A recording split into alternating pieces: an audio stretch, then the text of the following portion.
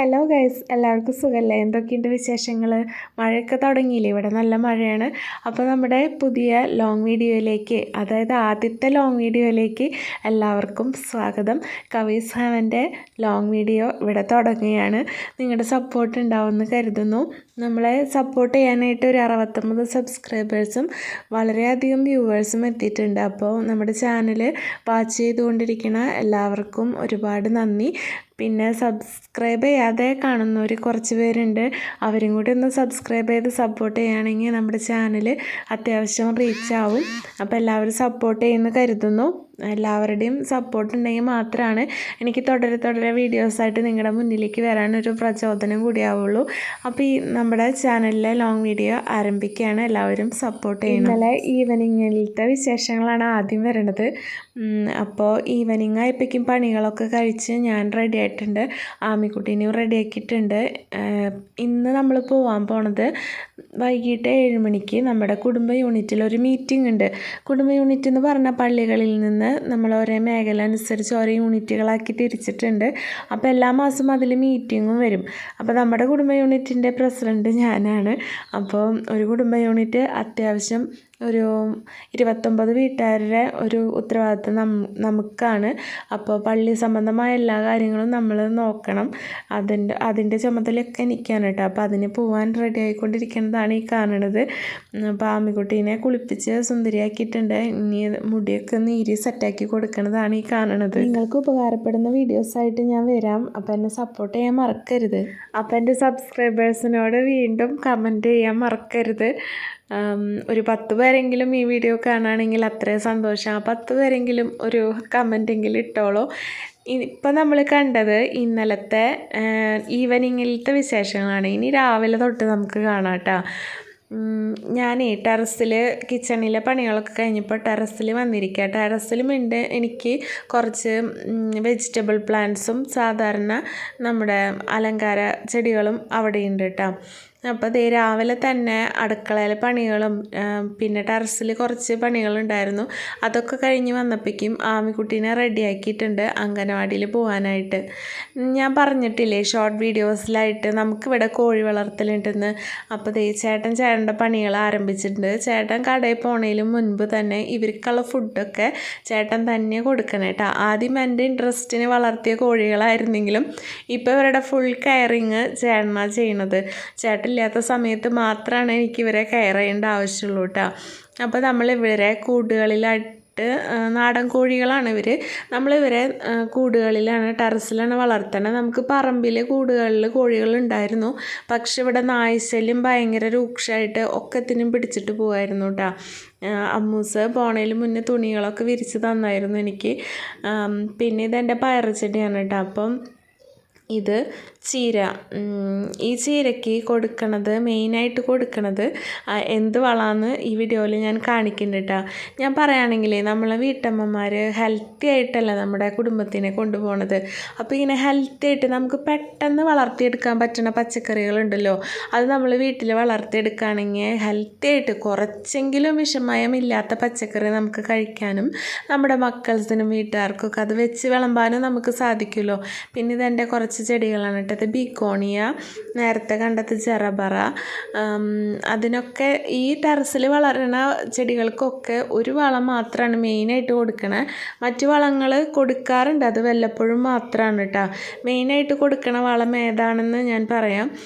അപ്പോൾ ഇത് എത്ര വട്ടാന്നറിയോ ഈ ചീരേന്ന് നമ്മൾ കട്ട് ചെയ്തെടുത്തേ. മുറിക്കും തോറും അതിങ്ങനെ ബ്രാഞ്ചസ് കൂടി വരാൻ കേട്ടോ. ഞാൻ ഇതാണ് നേരത്തെ പറഞ്ഞ വളം, കോഴിവളം, അതായത് കോഴിക്കാഷ്ടം. അപ്പോൾ ഇതെങ്ങനെയാണ് ചീരയ്ക്ക് ഇട്ട് കൊടുക്കുകയെന്ന് വെച്ചാൽ, ഈ ചീര വെച്ചിരിക്കുന്ന ആ ഗ്രോ ബാഗ് ഉണ്ടല്ലോ അതിൻ്റെ സൈഡിലായിട്ട്, അതായത് ചുവട് തൊടാതെ അതിൻ്റെ ചോട് തൊടാതെ ചീരയുടെ കട തൊടാതെ ഈ വളം ഇട്ട് കൊടുക്കുക. അതായത് ഈ കോഴിക്കാഷ്ടം ഇട്ട് കൊടുക്കുക. ഇതിങ്ങനെ പൊടിയായ രൂപത്തിൽ കിട്ടണം കിട്ടണത് എങ്ങനെയാണെന്നറിയോ? നമ്മൾ ഇവരുടെ കൂടുകളിൽ അറക്കപ്പൊടി വിരിച്ചിട്ടാണ് കോഴികൾ ഇട്ട് കൊടുത്തത്. പിന്നെ അവരുടെ കാഷ്ടം കൂടി ചേരുമ്പോൾ ഇതുപോലെ പൊടി പൊടിയായിട്ടുള്ള വളം നമുക്ക് കിട്ടും. അതൊക്കെ ചീരയ്ക്കൊക്കെ ഇട്ട് കൊടുത്താൽ സൂപ്പറാണ് കേട്ടോ. പലരും പറയും കോഴിക്കാഷ്ടം ഇട്ട് കൊടുത്താൽ കരിഞ്ഞു പോവും, ഉണങ്ങിപ്പോവും. അതൊന്നുമില്ല. ഒരു ചെറിയ അനുപാതത്തിൽ ഇട്ട് കൊടുത്ത് നല്ല പോലെ നനയ്ക്കണം. വേനൽക്കാലത്താണെങ്കിൽ 2 നേരം നനയ്ക്കണം. വർഷക്കാലത്ത് ഈ മഴക്കാലത്താണെങ്കിൽ 1 ദിവസങ്ങളിൽ നനച്ചാൽ മതി. ഒരു 10 കട ചീര നിങ്ങൾ വെച്ച് പിടിപ്പിക്കിട്ട് ഗ്രോ ബാഗിൽ. വീട്ടമ്മമാർ ആരെങ്കിലും എൻ്റെ കൂടെ കൂടുണ്ടോ? ചേച്ചിമാർ, അനിയത്തിമാരൊക്കെ അടുക്കളത്തോട്ടം ചെയ്യാനായിട്ട് എനിക്കറിയുന്ന ടിപ്സൊക്കെ ഞാൻ പറഞ്ഞുതരാം. എങ്ങനെ പോയാലും നമ്മുടെ ഒരാഴ്ചത്തേക്കുള്ള കൂട്ടാൻ വെപ്പിനുള്ള കാര്യങ്ങൾ നമുക്ക് നമ്മുടെ അടുക്കളത്തോട്ടത്തിൽ നിന്ന് തന്നെ ഉണ്ടാക്കാം കേട്ടോ. ഇപ്പോൾ എനിക്കൊരു പിടി പയർ കിട്ടിയിട്ടുണ്ട്. ഞാൻ വീഡിയോ എടുക്കാൻ വെച്ച് ഈ പയറൊക്കെ മൂത്ത് പോയിട്ടാണ്. ഇത് നല്ല ലോങ് ആയിട്ട് വരണ പയറില്ലേ, അതാണ്. അപ്പോഴേക്കും ചേട്ടൻ കോഴികൾക്കുള്ള സലാഡ്, അതായത് നമ്മൾ ഹെവി തീറ്റ ഒരു 1 ടൈമേ കൊടുക്കുള്ളൂ ഒരു ദിവസത്തിൽ. പിന്നെ ചെറുതായിട്ട് എന്തെങ്കിലും ഇലവർഗ്ഗങ്ങളൊക്കെ ഇട്ട് കൊടുക്കാറാണ് പതിവ്. അപ്പോൾ ഇവർക്ക് തീറ്റ ചിലവ് കുറയ്ക്കണ സംഭവങ്ങളാണ് കേട്ടോ ഇപ്പോൾ ചേട്ടൻ ചെയ്തുകൊണ്ടിരിക്കുന്നത്. നമ്മൾ പച്ചക്കറി കടയിൽ നിന്ന് വേസ്റ്റായിട്ട് കൊണ്ടുവരണ പച്ചക്കറിയൊക്കെ നല്ലപോലെ വാഷ് ചെയ്ത് ഇവരുടെ ഹെവി തീറ്റയുടെ കൂടെ ചേർത്ത് അതാണ് ഇവർക്ക് കൊടുക്കണത്. ഇങ്ങനെ കൊടുക്കണതിൻ്റെ മെയിൻ കാരണം ഇവർ കൂടുകളിലാണ് വളരണേ.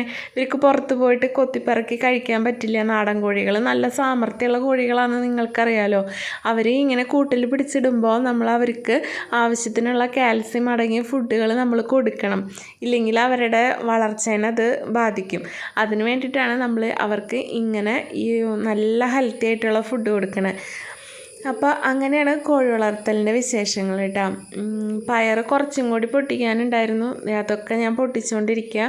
വളരെ സന്തോഷമാണ് കേട്ടോ. നമ്മൾ വളർത്തി ഉണ്ടാക്കിയ പച്ചക്കറി തൈകളുമെന്നൊക്കെ ഇങ്ങനെ വിളവെടുപ്പ് നടത്താമെന്ന് പറയുമ്പോൾ എന്താ സന്തോഷം എന്ന് പറഞ്ഞറിയിക്കാൻ വയ്യ. എന്നെപ്പോലെ അടുക്കളത്തോട്ടമൊക്കെ ഇഷ്ടമുള്ളവർ എന്തായാലും ഇതൊക്കെ ഇഷ്ടമുണ്ട്, പക്ഷേ സാഹചര്യം ആയിട്ടില്ല എന്ന് വിചാരിച്ചിരിക്കുന്നവർ ഇന്ന് തന്നെ തുടങ്ങുക. ഇന്ന് പരിസ്ഥിതി ദിനമായിട്ട് ഒരു തൈയെങ്കിലും ഇന്ന് തന്നെ നട്ട് വയ്ക്കി. അതിപ്പോൾ ഒരു തൈയും കയ്യിലില്ലെങ്കിലും മുളകൊക്കെ ഉണ്ടാവില്ലേ വീട്ടിൽ, വറ്റൽ മുളകൊക്കെ ഉണ്ടാവില്ലേ, അതിൻ്റെ ഒരു സീഡെങ്കിലും നട്ട് വയ്ക്കി. പിന്നെ നമ്മൾ അതിൻ്റെ പിന്നാലെ നിന്ന് കഴിഞ്ഞാൽ നമുക്ക് തന്നെ വന്നോളും തൈകളും. പിന്നെ അതിനോടുള്ള ആ ഒരു ഇഷ്ടവും ഒക്കെ ഇങ്ങനെ തന്നെ വന്നോളൂ കേട്ടോ. അപ്പോൾ ഒരു 10 കട ഗ്രോ ബാഗ് ഇല്ലെങ്കിലും സാധാരണ കവറുകളിലായാലും ചീര വയ്ക്കാൻ റെഡിയല്ലേ? നിങ്ങൾ എന്തായാലും വെച്ച് പിടിപ്പിക്കണം കേട്ടോ. നമ്മുടെ ടൈമൊക്കെ ആവശ്യമില്ലാത്ത കാര്യങ്ങൾക്ക് എവിടേക്ക് പോകണമെന്ന് നോക്കിയിട്ട് അതൊക്കെ റെഡ്യൂസ് ചെയ്തിട്ട് ഇങ്ങനെയുള്ള കാര്യങ്ങൾക്ക് ആ ടൈം വിനിയോഗിക്കാം കേട്ടോ. അപ്പോൾ നമുക്ക് സമയവും സന്ദർഭവും ഒക്കെ ഒത്തുവരും. പിന്നെ ഞാനിങ്ങനെ എല്ലാ അടുക്കളത്തോട്ടത്തിലൂടെയൊക്കെ ഓടി നടന്നപ്പോൾ പേരക്കായൊക്കെ പഴുത്തിക്കണുണ്ടു. അതൊക്കെ പൊട്ടിച്ചെടുത്തതാണ് കേട്ടോ. ഞാൻ നേരത്തെ പറഞ്ഞ പോലെ തന്നെ എൻ്റെ വ്ളോഗ് കാണുന്ന കൂട്ടുകാർ എന്നെ സപ്പോർട്ട് ചെയ്യുന്നുണ്ട്. നമ്മുടെ സബ്സ്ക്രിപ്ഷൻസൊക്കെ കൂടി വരുന്നുണ്ട്. അപ്പോൾ നിങ്ങൾ ഇനിയും സപ്പോർട്ട് ചെയ്യുമെന്ന് കരുതാണ്. ഞാൻ പറഞ്ഞ പോലെ തന്നെ എൻ്റെ ഈ ചെറിയ സ്വർഗത്തിലെ സന്തോഷ നിമിഷങ്ങളായിരിക്കും ഈ വ്ളോഗിൽ കൂടെ, ഈ ചാനലിൽ കൂടെ വ്ളോഗ്സായിട്ട് വരണേ. അപ്പോൾ എല്ലാവരും സപ്പോർട്ട് ചെയ്യണം. പിന്നെ എനിക്ക് അടുക്കളത്തോട്ടത്തിൽ നിന്ന് കിട്ടുന്ന ചെറിയ അറിവുകൾ, അതായത് ചെയ്ത് വിജയിപ്പിച്ചെടുത്ത ചെറിയ അറിവുകളും നിങ്ങളായിട്ട് പങ്കുവയ്ക്കാം. എന്നെപ്പോലെ തന്നെ നിങ്ങളും നിങ്ങളുടെ കുടുംബത്തിന് വേണ്ടി നല്ലൊരു ഹെൽത്തി ആയിട്ടുള്ള അടുക്കളത്തോട്ടം ഉണ്ടാക്കിയെടുക്കണം എല്ലാവരും. അപ്പോൾ ഞാൻ പറഞ്ഞില്ലേ, ഒരു തൈയെങ്കിലും നടുക. അപ്പോൾ നെക്സ്റ്റ് വ്ളോഗായിട്ട് വരാം. Thank you.